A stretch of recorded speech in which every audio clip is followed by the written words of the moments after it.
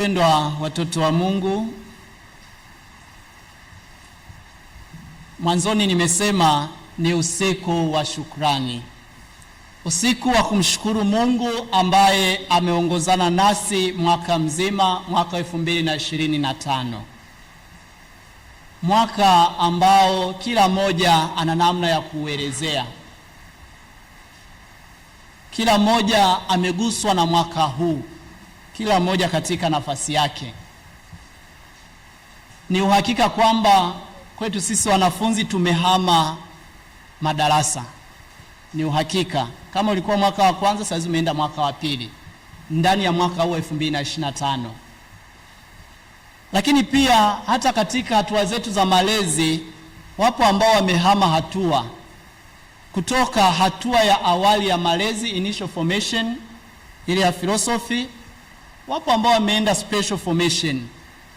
Lakini wapo ambao wametoka hiyo hatua ya pili ya special formation, ambao kwa mashirika mengine ni novitiate, wanakuja wanaingia kwenye hatua ya tatu katika malezi, advanced formation, baada ya kumaliza ule mwaka wa pili wa malezi. Ni ndani ya mwaka huu wa 2025. Wapo ambao katika mwaka huu wa 2025 tunawakumbuka kwa nafasi ya pekee, kwa kukabidhiwa majukumu ndani ya kanisa ya utumishi. Tumepadilishwa ndani ya mwaka huu 2025. Wapo ambao wameweka nadhiri za daima katika mwaka huu 2025. Kwa hiyo kila mmoja ameguswa kwa nafasi yake. Wapo katika huduma ambazo tumezitoa kwa nafasi yetu kama mapadre. Wapo ambao wameguswa na utume ambao tumeufanya. Wapo ambao tuliongea nao tukawashauri. Wapo ambao tuliwapatia huduma za kisakramenti, wakapata kutakaswa katika mwaka huu. Kwa basi kila mmoja ana namna ya kukumbuka na kuelezea mwaka huu wa 2025. Basi tumshangilie Mungu kwa mwaka huo.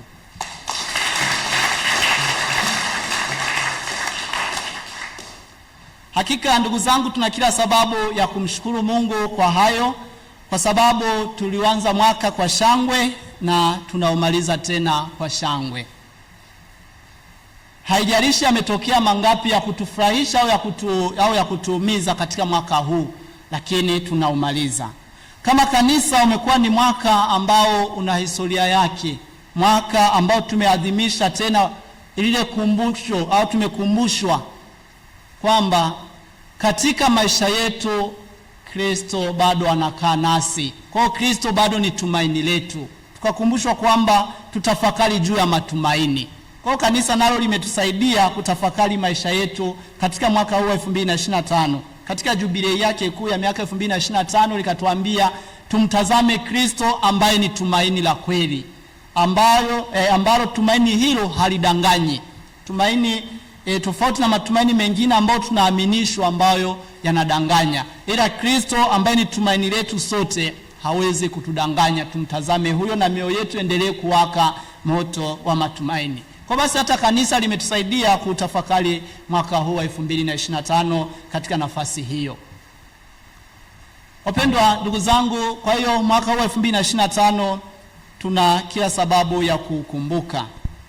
Ni mwaka ambao tunaokumbuka kama nilivyosema kwa shukrani. Tuanze kuona nini maana ya shukrani. Na baada ya kuona hiyo shukrani ni nini, tutakuja kwenye masomo yetu na baadaye tutakamilisha tafakari yetu kwa kuangalia matunda ya shukrani. Shukrani kwa yenyewe ni tendo la kuinua moyo na kuelekeza pale ambapo unaona umesaidiwa. Tumsifu Yesu Kristo. Kuinua moyo na kuelekeza pale au kwa yule ambaye unaona amekusaidia au pale ambapo unaona pamekusaidia. Kwa hiyo shukrani lazima ishirikishe au ihusishe moyo, ihusishe hisia za ndani, ihusishe ile tafakari ya kwamba nimetendewa kitu fulani ambacho ni kizuri, ndio mtu anaweza akashukuru. Pasipo hiyo tafakari au pasipo kuinua huo moyo, hamna shukrani hapo. mtu hajatambua kwamba ametendewa kitu fulani. Kwa sababu hiyo, shukrani inatuelekeza au inatuunganisha na yule ambaye ametutendea kizuri.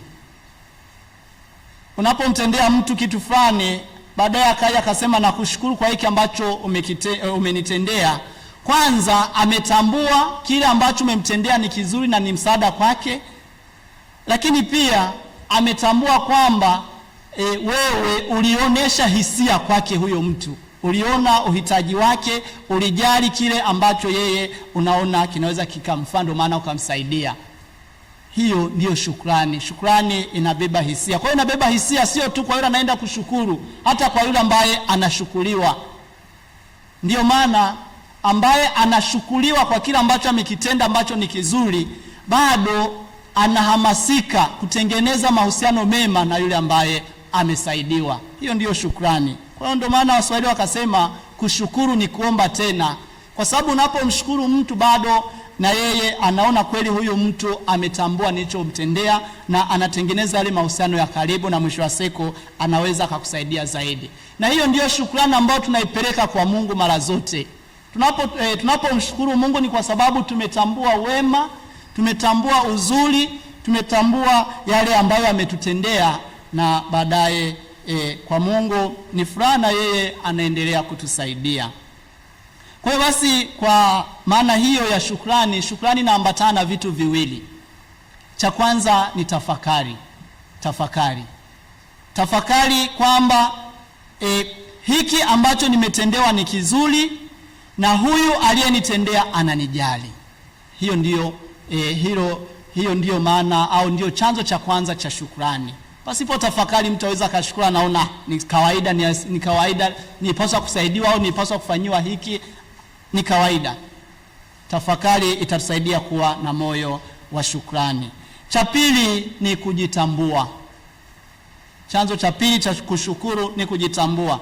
Kutambua madhaifu yangu, kutambua wapi ambapo nilikuwa nimezidiwa na ametokea mtu akuja kuziba lile gap ambalo lilikuwa linaonekana. Hiyo ndiyo chanzo cha pili cha shukrani, kujitambua kwamba nilikuwa siwezi au kuna sehemu ambako nimesaidiwa. Tukiyakosa hayo yote, tukakosa tafakari, tukakosa kujitambua au kutambua, hatuwezi kuwa na shukrani. Na hayo ndugu zangu ndio tunayoyakuta kwenye masomo yetu ya leo. Hao wote ambao tunamsikia na Amani, na baadaye tunasikia hawa wakoma 10. Ni kwa sababu walitambua madhaifu yao, baadaye wakaona kwa nguvu zao wasingeweza kujitosheleza au wasingeweza kupona hayo madhaifu, na baadaye wanaona kuna nguvu nyingine ya ziada ambayo imewasaidia, wanakuja kushukuru, kujitambua. Na Amani katika somo la kwanza ambaye tunamsikia, yeye kwa nafasi ya kwanza au kwa mara ya kwanza alikataa, akasema naniambia nikajioshe kwenye mto Yordani, siendi. Sababu ilikuwa ni nini? Kwa sababu huo mto anaujua unatokea kwao Damaski, unapita mpaka kuja Yerusalemu, mpaka kuja Israeli yote. Sasa anaambiwa nenda kajitupe kwenye huo mto. Anasema sisi tunajua uchafu ambao huwa tunautupa kwenye huo mto toka kule Damaski, kwa nini kajitupe tena huko? Kama ni kuoga si ningeoga kule kwetu ambako mto unatokea huko. Lakini basi baadaye anatii, anaenda kuoga, anaenda kujidumbukiza mara 7 kwenye ule mto na anatakasika. Wapendwa ndugu zangu, ili tuweze kutakasika, sasa hapo tumeanza kuyaona masomo. Somo la kwanza linatusaidia kuona hatua za kutakasika. Ya kwanza ni kumwendea mtu aliye sahihi. Kumwendea mtu aliye sahihi katika matatizo yangu. Yule ambaye ni sahihi, ambao kwanza najihisi uhuru lakini pia anaweza kunisaidia. Hapo tunaweza tukatakasika tukimwendea huyo. Tukienda hovyo mwisho wa siku tunaweza kuishia kuumizwa, tukaishia badala ya kupona, tukaishia kupata majeraha na maumivu mengine zaidi. Basi tuwaende watu ambao ni sahihi, watusaidie katika madhaifu yetu. Lakini pia cha pili ambacho tunakipata kutoka kwenye masomo kwenye somo hilo la kwanza ni ile baada ya kusaidiwa ni kitu gani ambacho kinafuata. Baada ya kusaidiwa tuwashukuru na tuwakumbuke wale ambao wametusaidia. Katika maisha yetu wapo wengi ambao wamegusa maisha yetu. Kwa nafasi ya kwanza wapo wazazi ambao walituweka duniani. Tupaswe kuwakumbuka na kuwashukuru hao. Wapo ambao wamegusa maisha yetu katika utoto wetu na katika makuzi yetu, walimu na walezi wetu wamegusa maisha yetu. Na katika mwaka huu ambao tunaukumbuka, ambao tunauaga, wapo pia ambao wamegusa maisha yetu. Hao nao tuwashukuru. Katika nafasi yetu wapo walezi wetu ambao wametusaidia, lakini pia wapo walimu wetu ambao wanaendelea kutufundisha. Hao nao tuwashukuru. Wapo wapishi ambao wanaendelea kutupikia chakula kila siku, tunakula hapa tunapata nguvu. Tunapaswa kuwashukuru hao nao. Wapo ambao wanatulinda kila siku, basi wanajituma katika wanayoyatenda. Ni siku nyingine ya kuwashukuru. Wapo hata wauzaji wa maduka ambao nao wanauza, pamoja na kwamba wanapata fedha, lakini tunapata yale mahitaji ambayo tunayahitaji. Nao wanatusaidia. Ni siku nyingine ya kuwashukuru hao wote. Kwa basi somo la kwanza linatusaidia kuwa na moyo wa shukrani, na kushukuru sio mpaka kutendewa kikubwa, hata katika madogo tushukuru. Injili yetu inatusaidia kuonesha mtu mwingine ambaye ameponywa sehemu zote mbili. Tumsifu Yesu Kristo.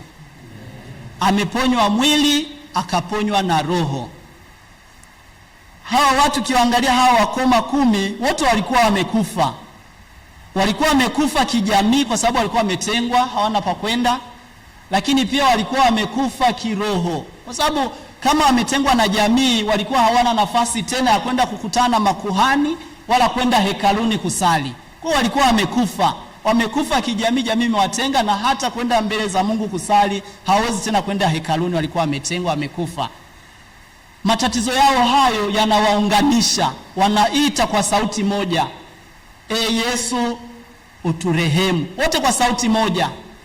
Walikuwemo ni Wayahudi na muda huo walikuwemo wa Samaria, watu ambao hawachangamani, lakini matatizo yamewaunganisha, wakaita kwa sauti moja. Wapendwa ndugu zangu, tunapopatwa na matatizo, tunapokumbwa na changamoto fulani, tunafanyaje? Tunatengana au tunaendelea kusimama pamoja? Umoja wetu unaondolewa na shida, umoja wetu unaondolewa na matatizo. Hao watu wanaungana kwa pamoja, wanaita kwa sauti moja. Kwa bahati mbaya wapo ambao wanaweza kutumia matatizo, au wao wenyewe wapo katika matatizo hayo, wakaziba sikio la maumivu ya matatizo hayo, wakaenda kuungana na nafasi nyingine ambayo wanaona itawafariji na na kuwasaidia kupunguza hayo maumivu. Kisha siku anaishia kuangamia zaidi. Siku ya leo tumombe Mungu atusaidie katika matatizo yetu, tusimame pamoja, tuite sauti ya Mungu kwa sauti moja. Na mwisho kabisa katika kumalizia tafakari yangu, tuangalie matunda ya shukrani. Matunda ya shukrani, la kwanza ni kusaidiwa zaidi. Anayeshukuru anaendelea kusaidiwa zaidi. Tunda la pili la shukrani ni kuunda urafiki au mahusiano yaliyo mema. Mahusiano yaliyo mema katika jamii, katika familia na katika jumuiya. Kwa nini? Kwa sababu shukrani au tendo jema linatuunganisha. Na tunda la tatu ambalo tunalipata katika shukrani ni kupona. Ni kupona. Huyu mkoma ambaye amerudi kushukuru kwa Kristo anapona. Na sisi tunaweza tukayaponya majeraha yetu kama tutaweza kushukuru, kama tutakuwa watu wa shukrani. Kingine au tunda lingine, shukrani inaonesha au inathamini nafasi ya mtu. Unapomshukuru mtu ambaye amekutendea kitu fulani, inaonesha nafasi yake. Tunapowashukuru katika mazingira yetu, kwa mfano wapishi, inaonesha nafasi yao, lakini pia ni mlango wa hamasa. Ni mlango ambao unaendelea kuwasaidia waendelee kufanya makubwa zaidi. Basi siku ya leo tumombe Mungu atusaidie katika kushukuru. Tunapokamilisha mwaka huu 2025, basi tuone thamani na nafasi ya kumshukuru Mungu. Tunamshukuru Mungu kwa sababu ndiye ambaye ametuongoza na ndiye ambaye ametufanyia hayo yote. Basi tuendelee kumwomba atujalie baraka zake katika mwaka mpya, mwaka 2026. Kama alivyotuongoza katika mwaka huu 2025, atuongoze vivyo hivyo katika mwaka wa 2026. Tumsifu Yesu Kristo.